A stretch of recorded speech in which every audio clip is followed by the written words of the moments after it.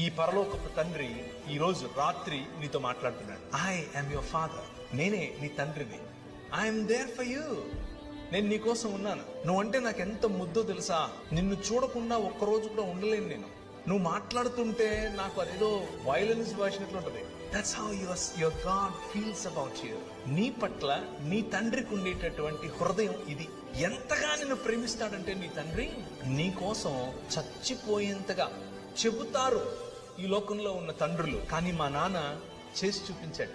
వచ్చి మనందరినీ మళ్ళీ ఒక్క కుటుంబంగా చేయటం కోసం తన శరీరాన్ని విరిచాడు. రూపాంతరము చెందించటం కోసం రూపురేఖలు లేకుండా పోయాడు. ఆయన తన శరీరాన్ని నాటాడు. ఒక విత్తనము వలె విరిగాడు.